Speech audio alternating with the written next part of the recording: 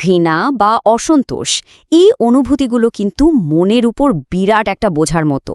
তো আজ আমরা ঠিক এটাই জানব যে কিভাবে এই ভারী বোঝাটা নামিয়ে ফেলা যায়। এর জন্য একটা দারুণ শক্তিশালী কৌশল নিয়ে কথা হবে। চলুন তাহলে আর দেরি না করে শুরু করা যাক। শুরুতেই একটা অসাধারণ কথা বলি, শুনুন। কথাটা হলো, অসন্তোষ ধরে রাখা মানে নিজে বিষপান করে অন্যের মৃত্যুর আশা করা। ভাবুন তো একবার, কি দারুণভাবে পুরো ব্যাপারটা পরিষ্কার হয়ে যাচ্ছে, তাই না? মানে অসন্তোষটা আসলে এমন একটা বিষ যেটা আমরা নিজেরাই পান করি।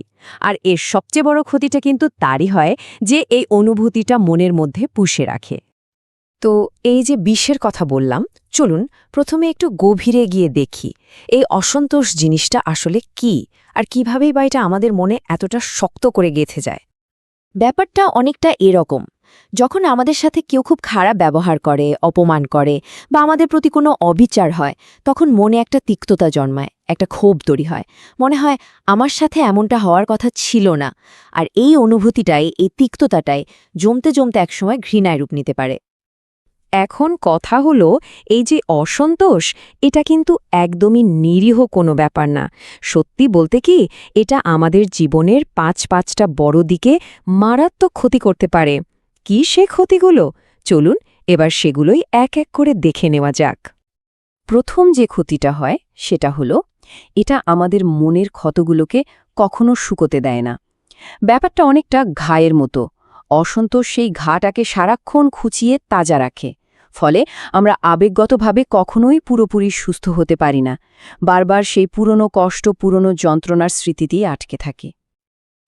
২ নম্বর পয়েন্টটা হলো, এটা আমাদের মানসিক শক্তিটাকে শুষে নেয়। সারা দিন যদি পুরনো কষ্ট, পুরনো অপমান নিয়ে নেতিবাচক চিন্তা মাথায় ঘুরতে থাকে, তাহলে কি হবে? মনটা তো ক্লান্ত হয়ে পড়বেই। নতুন কিছু করার, ভালো কিছু ভাবার যে এনার্জি দরকার, সেটাই আর থাকে না। আমাদের সব শক্তি যেন অতীতের একটা ভূতের সাথে লড়াই করতেই শেষ হয়ে যায়। ৩ নম্বরে আসে সম্পর্কের ওপর এর প্রভাব। ধরুন অতীতে কেউ বিশ্বাস ভেঙেছে, সেই অভিজ্ঞতাটা মনের মধ্যে এমন একটা গভীর দাগ কেটে দেয় যে আমরা নতুন কোনো সম্পর্কে জড়াতে ভয় পাই। আমাদের মনের ভেতরে একটা বিশ্বাস জন্মে যায় যে সবাই এমনই করবে। আর তখন নিজের অজান্তেই আমরা এমন সব কাজ করে বসি যাতে নতুন সম্পর্কগুলো নষ্ট হয়ে যায়। শুধু মন নয়, শরীরের ওপরেও এর মারাত্মক প্রভাব পড়ে। এই যে সারাক্ষণ একটা মানসিক চাপ, একটা টেনশন, এটা সরাসরি আমাদের শরীরকে অসুস্থ করে তোলে। একটা কথা আছে, সাইকোসোম্যাটিক ইলনেস, মানে হলো মনের অসুখ যখন শরীরে বাসা বাঁধে। দেখবেন হাই ব্লাড প্রেশার, হজমের সমস্যা, এরকম অনেক রোগের পেছনেই কিন্তু জমে থাকা রাগ বা ক্ষোভ একটা বড় কারণ হিসেবে কাজ করে। আর ৫ নম্বর মানে শেষ পয়েন্টটা হলো, এটা আমাদের ব্যক্তিগত উন্নতির পথে একটা বিরাট বাধা হয়ে দাঁড়ায়। যখন মনটা সারাক্ষণ নেতিবাচক চিন্তায় ডুবে থাকে, তখন নতুন কিছু শেখার, জীবনে এগিয়ে যাওয়ার জন্য যে পজিটিভ মানসিকতাটা দরকার, সেটার আর কোনো জায়গাই থাকে না। মনটা তো আসলে অন্য জায়গায় ব্যস্ত। তো এতক্ষণ তো আমরা সমস্যাগুলো নিয়ে কথা বললাম। এখন প্রশ্ন হলো, এর থেকে বেরোনোর উপায় কি? আচ্ছা, একটা দারুণ সমাধান আছে। নিউরোলিঙ্গুইস্টিক প্রোগ্রামিং বা সংক্ষেপে এনএলপিতে একটা খুব শক্তিশালী ভিজুয়ালাইজেশন টেকনিক আছে। এই কৌশলটা আমাদের মনের এই ভারী বোঝাটা নামাতে দারুণভাবে সাহায্য করতে পারে। এই পুরো অনুশীলনটার মূল আইডিয়াটা খুবই সহজ। আমাদের মনের মধ্যে জমে থাকা এই সব ঘৃণা, রাগ আর অসন্তোষকে আমরা একটা মস্ত ভারী পাথরের মতো কল্পনা করব। ভাবুন তো, যেন আমরা কাঁধে করে একটা বিশাল পাথর বয়ে বেড়াচ্ছি। তো চলুন এবার এই ৪টি ধাপ আমরা একসাথে অনুসরণ করি। একদম শান্ত হয়ে বসুন, পারলে চোখটা বন্ধ করুন। প্রথম ধাপ, মনে মনে সেই মানুষটার কথা ভাবুন যার জন্য মনে কষ্ট জমে আছে।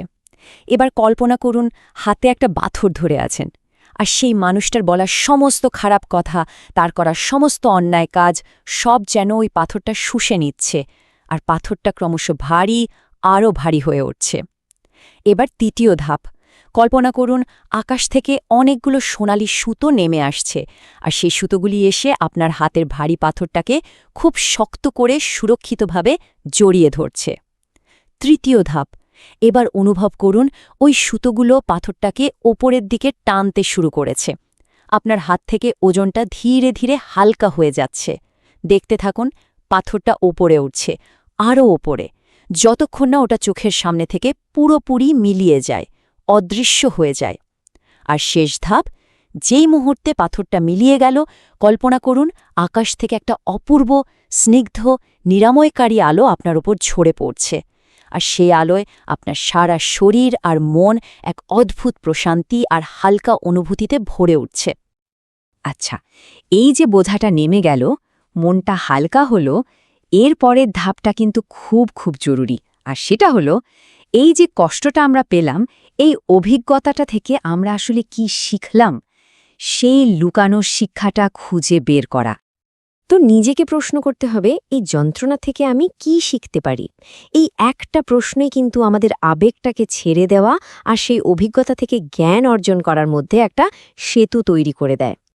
দেখুন, যে কোনো খারাপ অভিজ্ঞতার ভেতরেও কিন্তু কিছু না কিছু শেখার থাকে। যেমন হয়তো আমরা শিখি যে আর কখনো অন্যদের সাথে এমন আঘাতমূলক ব্যবহার করা যাবে না, অথবা আমরা অন্যদের কষ্টটা আরও ভালোভাবে বুঝতে শিখি, আরও সহানুভূতিশীল হই। এমনও হতে পারে আমরা শিখি যে ভবিষ্যতে এই রকম পরিস্থিতিতে পড়লে কিভাবে নিজেকে সামলাতে হবে, কিংবা হয়তো এটাই বুঝতে পারি যে যে মানুষটা কষ্ট দিয়েছে সে হয়তো অপরিণত ছিল। এই শিক্ষাগুলো খুঁজে বের করতে পারলেই কিন্তু কষ্টটা শক্তিতে পরিণত হয়। আর একটা কথা খুব ভালো করে মনে রাখতে হবে, ক্ষমা কিন্তু অন্য কারোর জন্য নয়। ক্ষমা করা মানে এই না যে আমরা অন্য মানুষটাকে ছেড়ে দিলাম। ক্ষমা করা হলো নিজেকে দেওয়া একটা উপহার, নিজেকে এই মানসিক বোঝা থেকে মুক্তি দেওয়ার, নিজেকে শান্তি আর স্বস্তি দেওয়ার একটা উপায়। এটা আসলে সেলফ কেয়ারের একটা অংশ। তো আমরা আমাদের আলোচনার প্রায় শেষ পর্যায়ে চলে এসেছি। চলুন এবার সংক্ষেপে দেখে নিই যে এই পুরো প্রক্রিয়ার আসল উদ্দেশ্য বা লক্ষ্যটা কী। এখানে একটা খুব সুন্দর কথা আছে, পরীরা উড়তে পারে কারণ তারা নিজেদের হালকা রাখে। এই কথাটা কিন্তু আমাদের মূল আইডিয়াটাকে আবার মনে করিয়ে দেয়, হালকা থাকার গুরুত্ব। অবশ্যই এখানে হালকা থাকার মানে শরীরের ওজন কমানো নয়। এখানে হালকা থাকার মানে হল মানসিক আর আবেগগতভাবে মুক্ত থাকা, মন থেকে সব অপ্রয়োজনীয় বোঝা ঝেড়ে ফেলে একটা গভীর শান্তি আর স্বাধীনতাকে অনুভব করা। তাহলে এই আলোচনাটা শেষ করছি একটা প্রশ্ন দিয়ে, যেটা প্রত্যেকেই নিজেকে করতে পারে। প্রশ্নটা হলো, মনের কোন বোঝাটি আজ নামিয়ে ফেলার জন্য তৈরি? কারণ মনে রাখবেন, ছেড়ে দেওয়ার সিদ্ধান্ত নেওয়াটাই কিন্তু হালকা হওয়ার পথের প্রথম এবং সবচেয়ে গুরুত্বপূর্ণ ধাপ।